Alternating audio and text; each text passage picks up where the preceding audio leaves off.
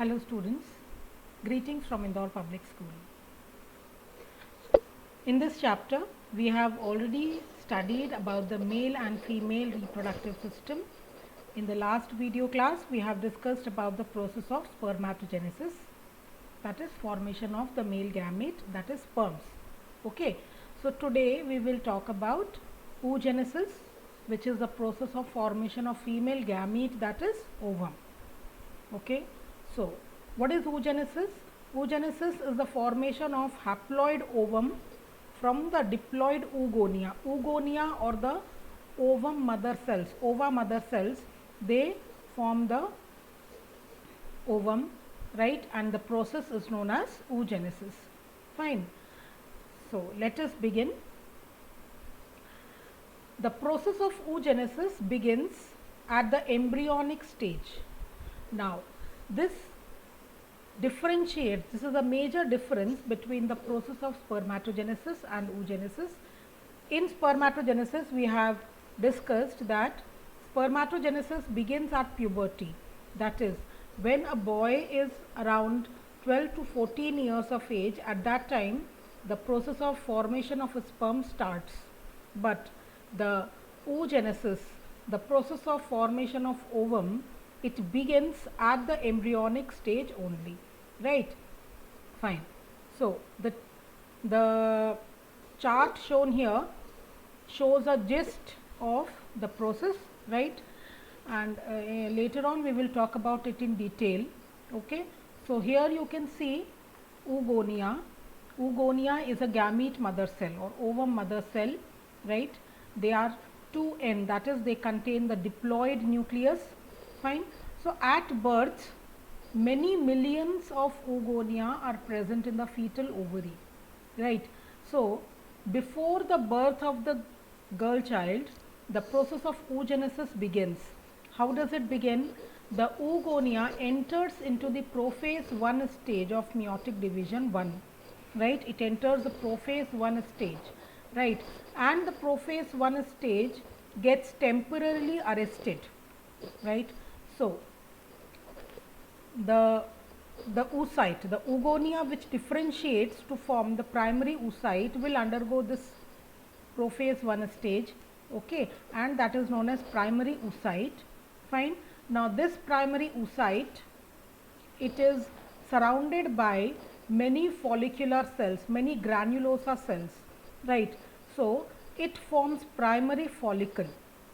Okay, so before birth, the primary follicles develop, right? And at the time of the birth, there can be millions of it, but after the birth till puberty, these degenerate, right? So the process of degeneration continues, and by puberty, only 60,000 to 80,000 primary follicles are remaining. Clear? Secondary follicles, the primary follicles, they get surrounded by more layers of cells. Fine. As well as they undergo some internal changes, right? So that is formed, that is called secondary follicle, right? Secondary follicle changes into tertiary follicle. What all changes occur during this? So in tertiary follicle, inside the ovary, inside the follicle, a fluid filled cavity develops. This fluid filled cavity is known as antrum, right? Then the theca cells, theca cells get arranged in two separate layers, right? The outer layer is known as theca externa and the inner layer is known as theca interna, right? Now the primary oocyte, it increases. Fine. Primary oocyte, already you know, it was in the prophase 1 stage, right? So primary oocyte, it increases in size and it completes its first meiotic division. This first meiotic division leads to the formation of an unequal, it is an unequal division, and it forms a haploid ova, right? And the second is called the first polar body. First polar body is very small in size, right? And it contains very little amount of cytoplasm. Most of the cytoplasm, almost all the cytoplasm is retained by the haploid ova. Okay, now this oocyte forms the secondary oocyte, right? It gets surrounded by a membrane. This membrane is known as zona pellucida. Okay, and the follicle forms a tertiary follicle, and the tertiary follicle gets converted into Graafian follicle. Graafian follicle is a mature follicle. Further, this Graafian follicle will rupture to release the ovum. So let us talk about this process in detail now. In this diagram, you can again see all these stages. Fine. Primary oocytes are present at the time of birth of the female child, right? Now these primary oocytes, they get surrounded by the follicle cells. The follicle cells further develop. Fine. So whatever follicle cells surround, now this complete structure is known as primary follicle, right? The primary follicle gets converted into secondary follicle. In the secondary follicle, the layers are formed, right? And it forms a tertiary follicle where the follicle cells get arranged in two layers, right? And a fluid filled cavity called antrum is formed, right? The secondary follicle forms a Graafian follicle. In the Graafian follicle, the oocyte comes in the form of secondary oocyte. That means the first meiotic division gets completed, right? And it forms a haploid ova and first polar body, right? Most of the cytoplasm is retained by the ova, right? After ovulation, the ovum comes out, ovum is released and it enters into the female reproductive tract, right? At the same time, the follicle cells which are remaining, they will develop into corpus luteum. This is a diagram of a mature follicle, right? You can see O, that is the ova. Okay, this is a picture of a real mature follicle which is taken from an electron microscope, right? That picture is shown here. Fine. You can see A is the antrum, that is the fluid filled cavity. Fine. Ova is surrounded by the follicular cells. It is first surrounded by the Graafian follicle. So the covering of the ova is known as Graafian follicle, right? And the Graafian follicle is surrounded by the theca cells, theca externa as well as theca interna.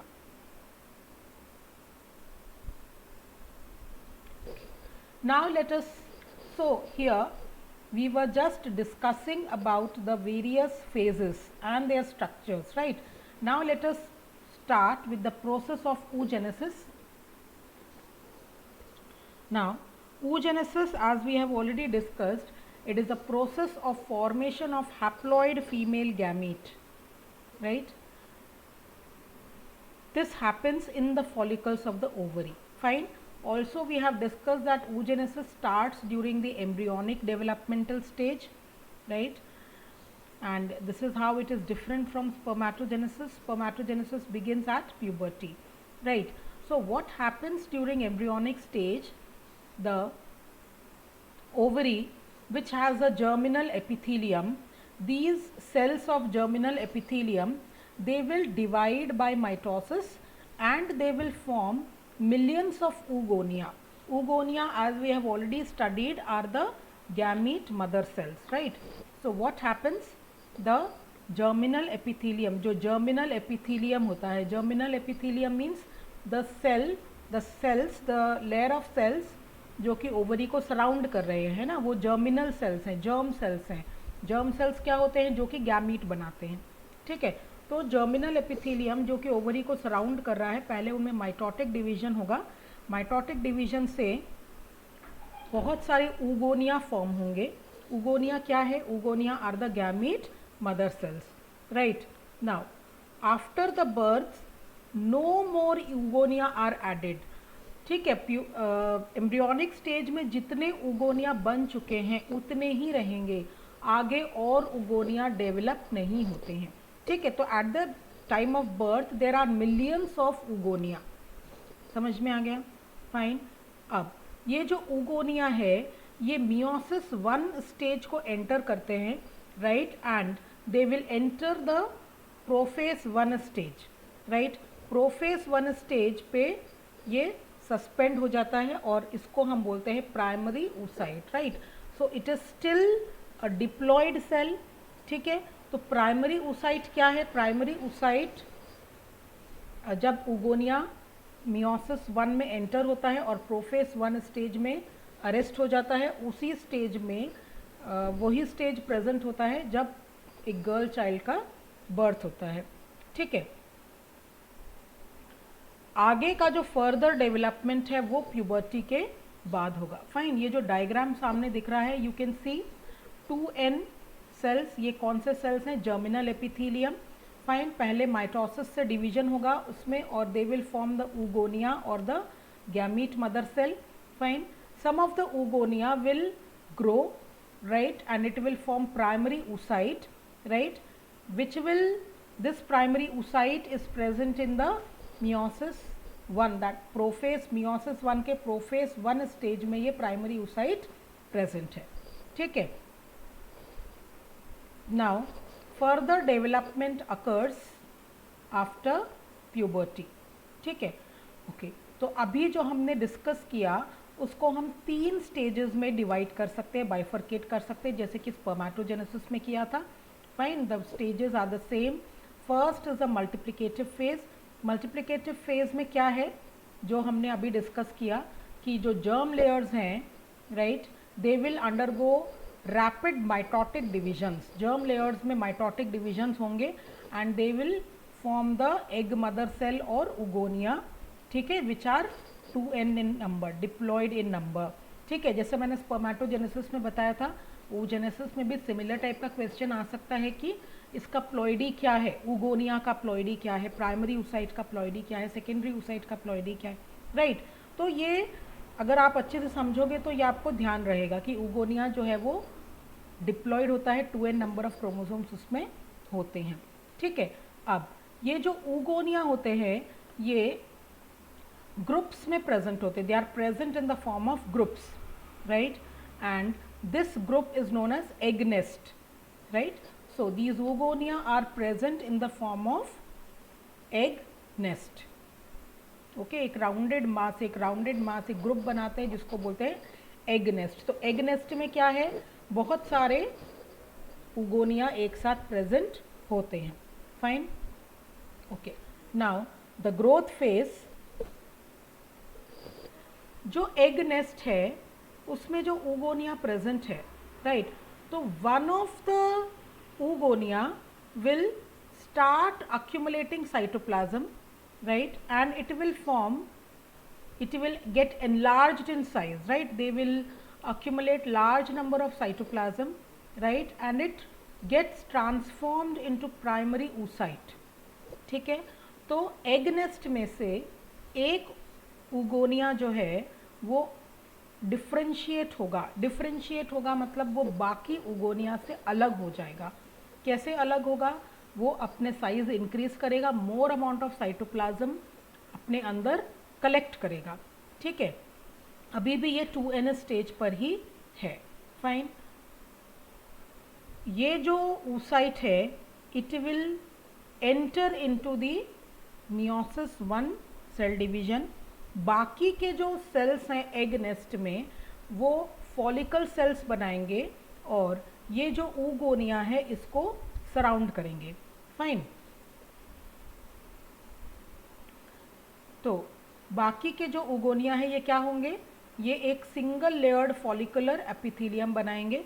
Fine, और इस structure को हम बोलेंगे primary follicle. ठीक है, ये जो primary follicle है ये उसके बाहर और ग्रैन्युलोसा सेल्स से सराउंड होगा जिसको हम बोलेंगे सेकेंडरी फॉलिकल। फाइन, तो प्राइमरी फॉलिकल क्या है? Primary follicle is primary oocyte surrounded by follicular epithelium.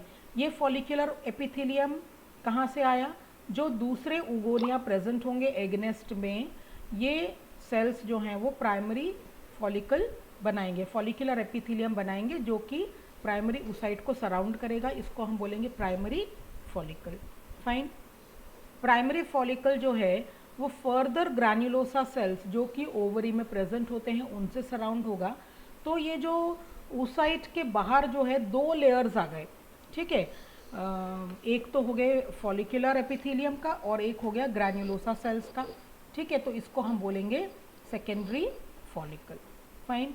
Secondary follicle के अंदर एक फ्लूइड फिल्ड कैविटी डेवलप होगी जिसको हम बोलते हैं antrum. After the fluid filled cavity develops that is known as tertiary follicle, ठीक है। जो फॉलिकुलर एपिथेलियम है वो भी दो लेयर्स में डिफ्रेंशिएट हो जाएगा, ठीक है। Fine. So it is called tertiary follicle. Tertiary follicle will further mature to form the Graafian follicle. Okay. Now, maturation phase. Maturation phase क्या है? जो प्राइमरी oocyte है फुल्ली डेवलप होने के बाद में it will undergo meiosis 1 division, ठीक है। मियोसिस 1 जो है जैसे मैंने पहले बताया अनइक्वल डिवीजन होता है। तो again this is the second difference between oogenesis and spermatogenesis. Spermatogenesis में जो मियोटिक डिविजन्स होते हैं वो इक्वल होते हैं, ठीक है। दो इक्वल साइज्ड सेकेंडरी स्पर्मेटोसाइट बनता है उसमें, लेकिन oogenesis में जो मियोटिक डिवीजन होते हैं वो अनइक्वल होते हैं। इसमें क्या होता है कि एक जो oocyte बनेगा, सेकेंडरी oocyte जो बनेगा वो एक बड़ा साइज होगा जो that which will retain most of the cytoplasm, और जो दूसरा बनेगा that will be the polar body जिसको हम बोलेंगे first polar body. First polar body is very small, it will only contain the haploid nucleus and surrounded by very little amount of cytoplasm, ठीक है। तो फर्स्ट मियोटिक डिवीजन के बाद में क्या बना, एक सेकेंडरी oocyte बना haploid which is large in size and retains most amount of cytoplasm, और दूसरा फर्स्ट पोलर बॉडी बना। First polar body it is very small in size, haploid nucleus plus little amount of cytoplasm, ठीक है। ये first polar body आगे divide भी हो सकता है और डीजेनरेट भी हो सकता है, it is not very certain, right. Now ये जो सेकेंडरी oocyte है, fine, that will enter the second meiotic division, ठीक है। Again the second meiotic division is unequal, ठीक है। अनइक्वल डिवीजन है ये। जो सेकेंडरी oocyte जब डिवाइड होगा तो it will form the large ovum and the small second polar body, ठीक है। तो जो सेकेंड मियोटिक डिवीजन है वो भी अनइक्वल डिवीजन है। अनइक्वल डिवीजन में वो एक बड़ा ओवम बनाएगा और एक छोटा सेकेंड पोलर बॉडी बनाएगा। फाइन, समझ में आया सेल डिवीजन कैसा हो रहा है मेच्योरेशन फेज में। मेच्योरेशन फेज में जो फुल्ली ग्रोन उगोनिया है वो फर्स्ट मियोटिक डिवीजन में एंटर करेंगे, ठीक है। फर्स्ट मियोटिक डिवीजन जैसा कि मैंने पहले बताया था कि eight the time of birth first meiotic division already start हो जाता है और प्रोफेज 1 के स्टेज में वो अरेस्टेड रहता है, ठीक है। After entering into prophase 1 stage it gets arrested for some time, right. Puberty के बाद में उसमें फिर से फर्दर डेवलपमेंट चालू होता है। प्यूबर्टी अटेन करने के बाद में फर्स्ट मियोटिक डिवीजन कंप्लीट होगा। फर्स्ट मियोटिक डिवीजन में क्या हुआ, अनइक्वल डिवीजन है। It will form a large secondary oocyte and a small first polar body, fine. After that the secondary oocyte will enter the second meiotic division. Second meiotic division भी unequal division है जिससे एक बड़ा ovum और एक छोटा second polar body बनेगा, ठीक है। एट द सेम टाइम ये जो सेकेंडरी oocyte बना है ये एक लेयर डेवलप करेगा अपने चारों तरफ, जिस लेयर को हम बोलते हैं zona pellucida, right. Zona pellucida form होगा, fine, and then it will enter the second meiotic division, fine. तो अगेन ये एक बहुत मेजर डिफरेंस है स्पर्मेटोजेनेसिस और oogenesis में, कि स्पर्मेटोजेनेसिस में क्या होता है, 4 इक्वल साइज्ड स्पर्म्स बनते हैं, जबकि oogenesis में एक लार्ज साइज्ड ओवम बनता है और बाकी जो बनते हैं वो है पोलर बॉडीज जो कि स्मॉल होते हैं, and finally they get degenerated, they are non functional, right, okay. अब ये जो सेकेंडरी oocyte है, फाइन, उसमें सेकेंड मियोटिक डिवीजन स्टार्ट होता है। Second meiotic division gets arrested at metaphase stage, fine. तो सेकेंडरी oocyte के फॉर्म में ओव्यूलेट हो रहा है। ओव्यूलेट मतलब कि ओव्यूलेशन मतलब कि